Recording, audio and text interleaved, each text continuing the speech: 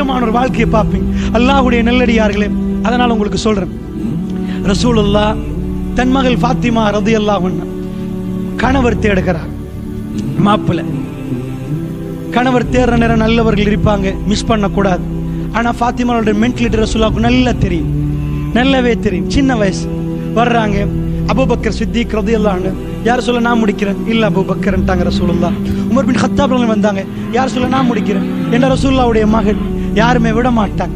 ரசூலுல்லாஹ் சொன்னாங்க, இல்லை இல்லப்பா, அவ பத்தி தெரியும், அவ கொடுக்கறதுக்கு யாருன்னு தெரியும். அலி பின் அபி தாலிபை கூப்பிட்டு சொன்னாங்க.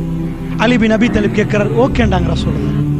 அல்லாஹ்வுடைய நல்லடியார்களே, ரசூலுல்லாஹ்வுடைய மகளுடைய திருமணம், ஃபாத்திமா ரலியல்லாஹுடைய திருமணம். நான் நினைக்கிறேன், இந்த உலகத்தில் ஒரு வாப்பா அவர் வாழலன்னு வைங்க, அவர் உப்பையும் சோறையும் சாப்பிட்டு மூட்டை, அதாவது மூட்டை தூக்கி கஷ்டப்பட்டு வாழ்ந்தாலும் அவருடைய கல்புல ஒரு பகுதியில் இருக்கும், என்னோட பிள்ளைகள் கஷ்டப்படக்கூடாது, அவங்கள நல்ல வைக்கும்.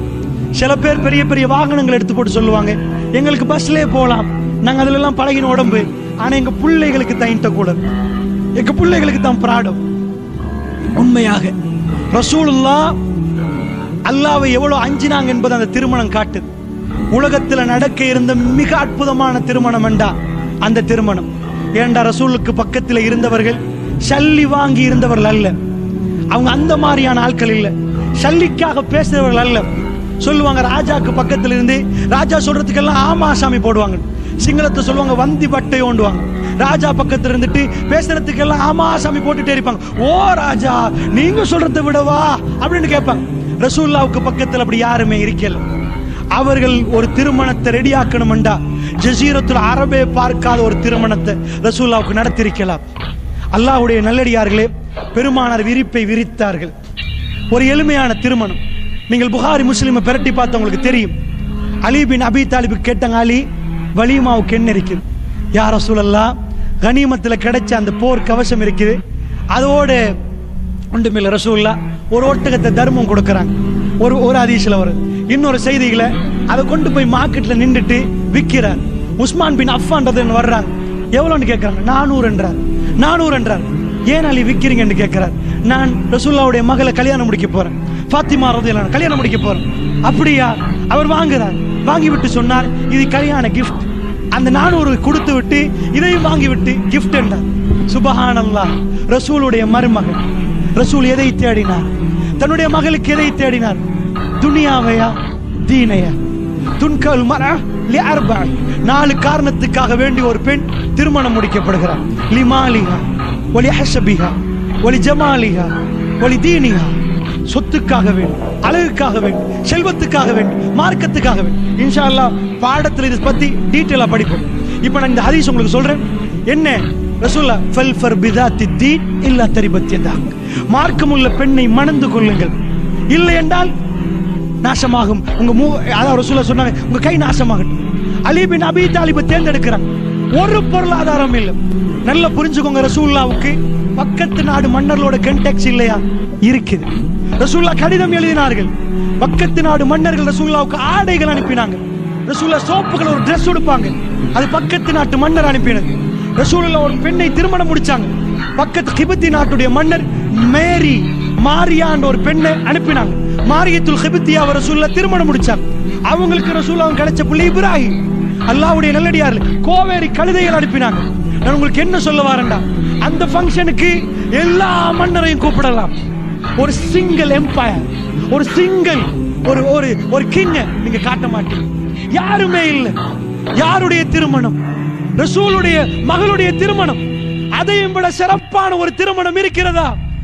அஹ்லுல் பைத் ஃபாத்திமா ரலியல்லாஹு அன்ஹா அவங்களுடைய திருமணம். ரசூலுல்லாஹ் விரிப்பை விரித்து கொடுத்தார்கள். தன் மருமகன் எளிமையான ஒருவரை தேர்ந்தெடுத்தார். அவர் வறுமையில் வாழக்கூடியவர், அலி பின் அபி தாலிப் ரலியல்லாஹு அன்ஹு. திருமணம் நடத்த போகிறார்கள் ரசூலுல்லாஹ்.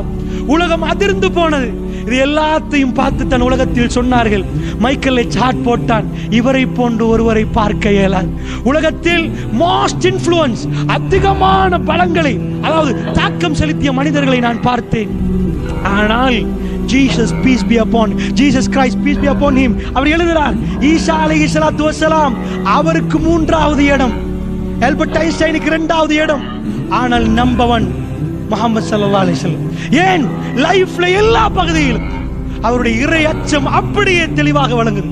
எளிமையான திருமணம், எளிமையான திருமணம். அல்லாஹ்வுடைய நல்லடியார்களே, திருமணத்துல பிரச்சனை வராது என்றால் அது சுத்த போய் வரும். ஆனால் இன்றைக்குள்ள பிரச்சனையை பத்தி நான் பேசுறேன். அல்லாஹ்வுடைய நல்லடியார்களே, இந்த உலகத்தில் அந்த எளிமையான திருமணம் எனக்கும் உங்களுக்கு முன்னுதாரணம். ரசூலுல்லாவை விட, ஃபாத்திமா ரலியல்லாஹு அன்ஹா விட சிறப்பான ஒரு பொம்பளை புள்ள திஹாரில் இருக்கிறாங்களா? என காட்டுங்க, நாங்க கலதாரில் எடுப்போம். மாஷா அல்லாஹ். பிரச்சனையில சல்லி இருந்தா எடுங்க, நோ ப்ராப்ளம். நான் என்ன சொல்ல வருகிறேன் தெரியுமா? எளிமையை விரும்புங்க, அல்லாஹ் உங்களுக்கு அதில் பரக்கத்தை தருவார். அல்லாஹ்வுடைய நல்லடியார்களை விரும்புங்க. நாங்க உலகத்தில் என்னமோ விரும்புறோம். இந்த மனிதர்கள் உங்களோட நிற்கிறார்களே, அவர்கள் பேசுவார்கள், உங்களை பத்தி கமெண்ட் பண்ணுவாங்க. நீங்க கலதாரில் எடுத்துருவீங்க, கலதாரிக்கு ஒரு கமெண்ட் போட்டுட்டு போவாங்க, பக்கத்தில் உள்ள 4 பேர் அதை ஷேர் பண்ணுவாங்க. இதுதான் வாழ்க்கை. நீங்கள் எப்பொழுதும் ஏசித்தான் பட போறீங்க. ரப்புல் இஸ்ஸத்துடைய திருப்பொருத்தத்தை நாடினால் நீங்கள் தைரியமாக எளிமையான வாழ்க்கைக்கு தயாராக தைரியமாக போங்க. அவன் நாடினால் உங்களை பணக்காரனாக்குவான், அவன் நாடினால் உங்களை எளிவனாக்கும். வல்லாஹி, என்னுடைய திருமணத்துக்கு போற நேரம் அல்லாஹ் மீது ஆணையாக ஒரு வேன்ல தான் வலிமாக்கு போனாங்க. வேன்ல எல்லாரும் ஏறிட்டாங்க, மனைவியோட ஏறி அந்த நேரத்தில் பொறுத்து நான் சொன்னீங்க போங்க, மாஷா அல்லாஹ். ஒரு சீட்ல எடுத்து போயிட்டு வர்ற வழியில போற வழியில நீங்க போங்க. வல்லாஹி, நான் கார்ல போகல. ரப்புல் இஸ்ஸத் இன்றைக்கு அல்ஹம்துலில்லாஹ் அதை விட பல மடங்கு தந்திருக்கிறேன். வல்லாஹி, நான் வலிமாவிலிருந்து வந்தது 3 வீல்ல என் மனைவியை கூட்டிக் கொண்டு. இல்ல எல்லாரும் போகணும், குடும்பத்தார் இடம் இல்லை, மாஷா அல்லாஹ், நானும் அவன் சந்தோஷமா சிரிச்சிட்டு வரோம். வல்லாஹி வல்லாஹி, அல்லாஹ் மீது ஆணையாக நாங்கள் சந்தோஷம் அடைந்தோம். என்னுடைய கல்வியில் இருந்தது சில நீயத்துகள், அல்லாஹ் அந்த நீயத்தை கபூலாக்கினான். அல்லாஹ்வுடைய நல்லடியார்களே, நன்றாக புரிந்து கொள்ளுங்கள். அந்த பரக்கத்தை வாழ்க்கைக்குள் என்டரான உடனே நான் நேரடியாக பார்த்தேன். அல்லாஹ்வுடைய நல்லடியார்களே, அதனால் அருமை அலைஹிஸ்ஸலாத்து வஸ்ஸலாம் அவருக்கு மிக விமர்சையாக மக்கள் போட மாட்டார்களா, கொடுக்க மாட்டார்களா?